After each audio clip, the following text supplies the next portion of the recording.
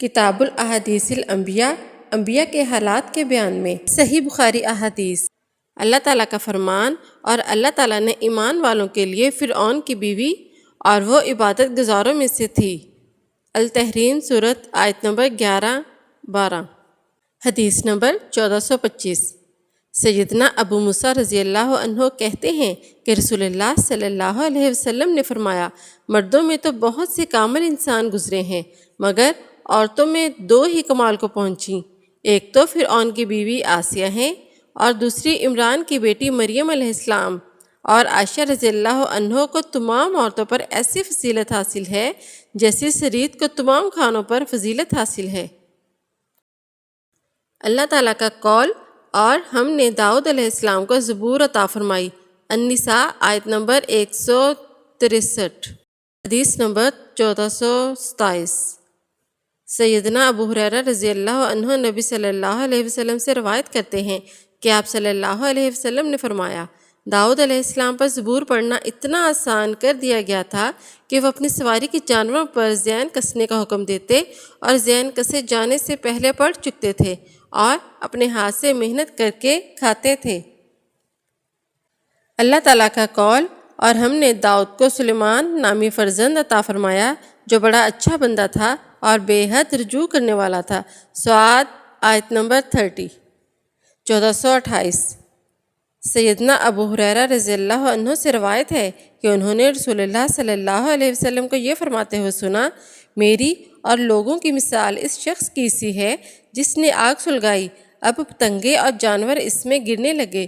انہوں نے یہ بھی کہا کہ وہ عورتیں تھیں، ہر ایک کے پاس ایک لڑکا تھا، بھیڑیا آیا اور ایک بچہ اٹھا کر لے گیا، تو اس کے ساتھ والی کہنے لگی کہ تیرا بچہ بھیڑیا لے گیا ہے، یہ میرا بچہ ہے۔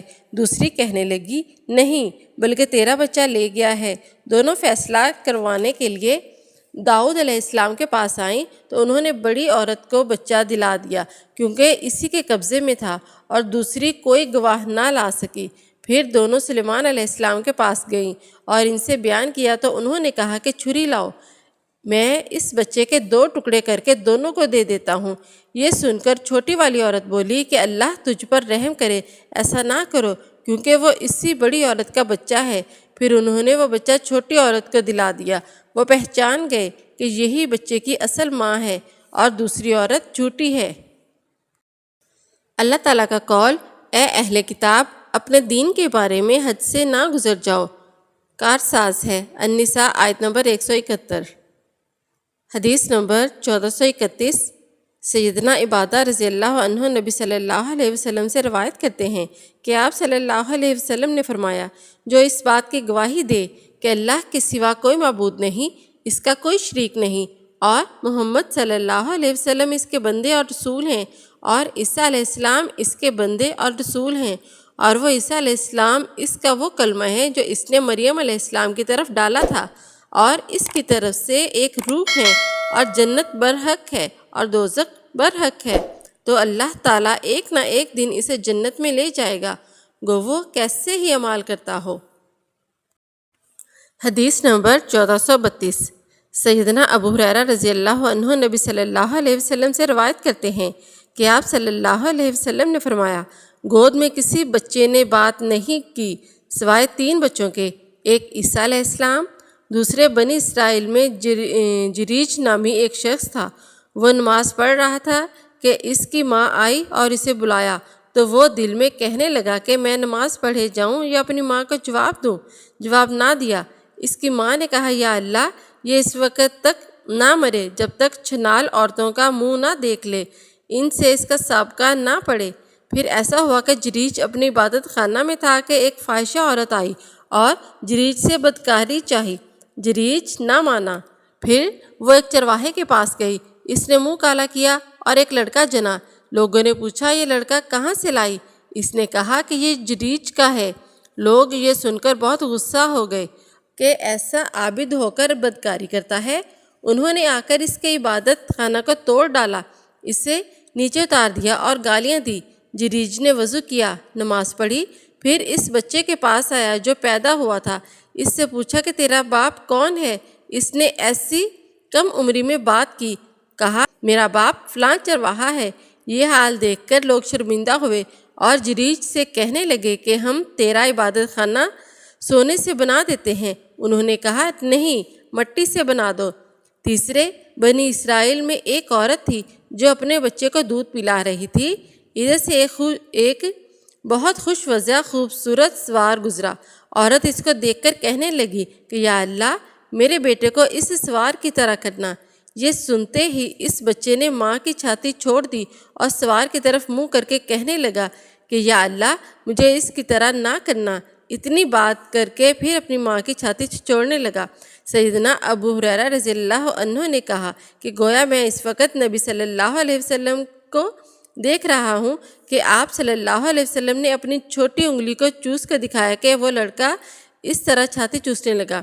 پھر ایک لونڈی ادھر سے گزری جسے لوگ مارتے جاتے تھے۔ عورت نے کہا کہ یا اللہ، میرے بیٹے کو اس کی طرح نہ کرنا۔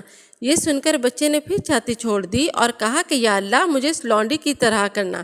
اس وقت عورت نے اپنے بچے سے پوچھا کہ کیا بات ہے جو تو خوش و وضع سوار کی طرح نہیں ہونا چاہتا، اس لونڈی کی طرح ذلیل و خوار ہونا چاہتا ہے؟ اس نے کہا یہ سوار جو گزرا ظالموں کا ایک ظالم ہے اور یہ لونڈی بے قصور ہے۔ لوگ اس پر طوفان جڑتے ہیں، کہتے ہیں تو نے چوری کی، زنا کیا، حالانکہ اس نے کچھ نہیں کیا۔ حدیث نمبر 1433۔ سیدنا ابن عمر رضی اللہ عنہ کہتے ہیں کہ نبی صلی اللہ علیہ وسلم نے فرمایا، میں نے شب معراج میں عیسیٰ، موسیٰ اور ابراہیم علیہ السلام کو دیکھا۔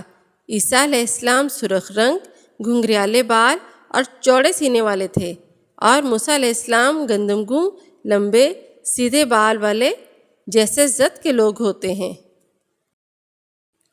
حدیث نمبر 1438۔ سیدنا ابو ہریرہ رضی اللہ عنہ ہی نبی صلی اللہ علیہ وسلم سے روایت کرتے ہیں کہ آپ صلی اللہ علیہ وسلم نے فرمایا، عیسیٰ علیہ السلام نے ایک شخص کو چوری کرتے دیکھ لیا تو اس سے کہا کہ کیا تو نے چوری کی ہے؟ اس نے کہا ہرگز نہیں، اللہ کی قسم جس کے سوا کوئی سچا معبود نہیں۔